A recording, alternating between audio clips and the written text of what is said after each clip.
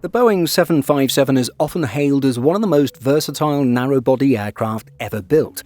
Capable of flying transatlantic routes as easily as high-density domestic services, the 757 can handle tough airport environments while carrying substantial payloads thanks to its exceptional performance. However, time is catching up with it. Many airlines have already retired their 757 fleets, leaving Delta Airlines and United Airlines as two of the last major operators. On the other hand, the Boeing 737 MAX represents the latest evolution of Boeing's best-selling narrow-body family. Often positioned as a modern replacement for the 757, the MAX, especially in its largest variants, promises similar capacity with better efficiency. But how close are they really? And when it comes to size, which one is actually larger? Now approaching its 45th birthday, the Boeing 757 is one of the most capable commercial airliners ever built. Since its first flight in 1982, over 1,000 757s have been delivered to 54 customers worldwide.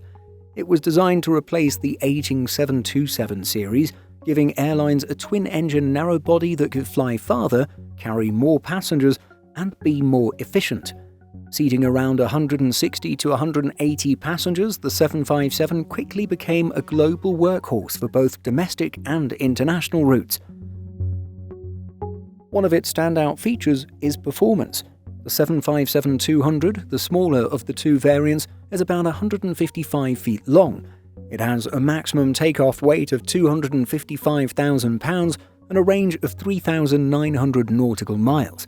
That combination means it can carry a full load without exceeding limits, making it ideal for challenging routes and airports. The second variant, the 757-300, is a stretched version of the original. It's nearly 179 feet long and can carry around 220 to 240 passengers. It has a higher MTOW of 272,000 pounds and a range of 3,395 nautical miles. Both versions use either Rolls-Royce RB211 or Pratt & Whitney PW2000 engines, delivering over 85,000 pound-force of thrust. Now let's talk about the Boeing 737 MAX. This aircraft is the most recent update to the long-running 737 series, which dates back to the 1960s. While its overall design remains similar, the MAX line brings major upgrades like larger, more efficient CFM International LEAP 1B engines, improved aerodynamics, and more advanced systems, including an all-glass cockpit. These enhancements mean about 20% better fuel efficiency and lower emissions. Plus, passengers get a smoother, quieter ride. The MAX comes in 4 variants: the mid-sized MAX 8 and MAX 9, both already flying, and the smaller MAX 7 and larger MAX 10, which are still going through certification. The MAX 7 is the smallest of the group, at about 120 feet long. It has a takeoff weight of 177,000 pounds and can fly up to 3,850 nautical miles. It typically seats around 153 passengers. Next is the MAX 8, a bit longer at almost 130 feet. It shares the same wingspan as the MAX 7 and has a slightly higher MTOW at 181,000 pounds. It offers a range of 3,548 nautical miles and seats about 178 people. Then there's the MAX 9 at 138 feet long. It has an MTOW of 195,000 pounds, the same range as the MAX 8, and can carry around 193 passengers. Finally, the largest is the MAX 10, measuring just under 144 feet long with an MTOW of 203,000 pounds and a slightly shorter range of 3,299 nautical miles. But it offers the most seats in the MAX family at around 204 passengers. Now, how do these two aircraft families compare? Instantly, even the biggest MAX, the MAX 10, is shorter than both 757 models. The 757-200 is about 11 feet longer, and the 757-300 stretches even further, far beyond any MAX variant. The 757s also have higher takeoff weights, 255,000 pounds for the 757-200 and $272,000 for the Dash 300, compared to the MAX 10's $203,000. When it comes to range, the 757-200 beats the MAX 10 by about 600 nautical miles, allowing it to fly routes like New York to London more comfortably. While the 757-300's range is more similar to the MAX 10, it carries 40 more passengers. That said, the MAX 10 has a clear edge in operating economics. Thanks to its modern engines and systems, it burns less fuel, emits less CO2, and costs less to maintain. So while it might not match the 757 mile for mile or pound for pound, it's well suited to replace it on high-demand domestic routes, which is where most 757s fly today anyway. Boeing isn't the only player in the game. Airbus has its own answer to the 757, the A321 XLR. This aircraft boasts an advertised range of 4,700 nautical miles, more than the 757-200. On paper, that makes it capable of even longer flights, possibly opening up new intercontinental routes. But real-world range often falls short of advertised specs.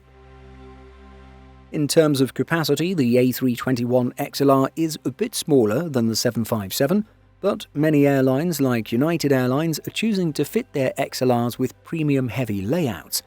United's configuration, for example, is expected to have just 150 seats, focusing more on comfort and high-paying passengers rather than maxing out capacity. Now let's talk about the MAX 10's status.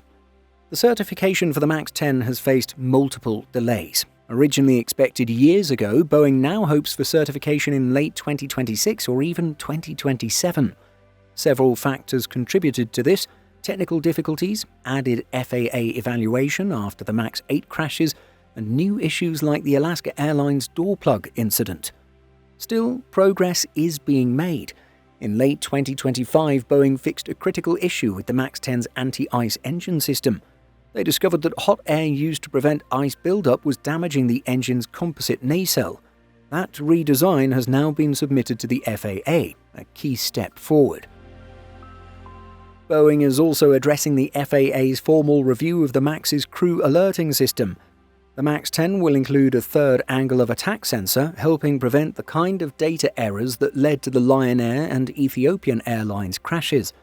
Pilots will also have more control over stall and overspeed alerts, improving safety during emergencies. Given these updates and the tragedies of the past, the FAA is being extremely careful, and that's a good thing. There is some hope on the horizon. Southwest Airlines CEO Bob Jordan said he expects the smaller MAX 7 to be certified by August 2026. If that timeline holds, the MAX 10, which shares many systems, could follow soon after. The 757 was built during an era that prioritized raw performance. It can haul heavy loads, take off from short runways, and cross oceans. But it's old. Older planes cost more to fly and maintain. The 737 MAX, particularly the MAX 10, was designed for today's needs: fuel savings, comfort, and economic efficiency. It may not match the 757 in every technical measure, but it delivers where it matters most to airlines today: cost-effective operations and passenger comfort. The 757 has the size and legacy. The 737 MAX has the tech and efficiency. What do you think? Which one would you choose and why? Let us know by leaving a comment, and don't forget to subscribe for more aviation content. See you next time.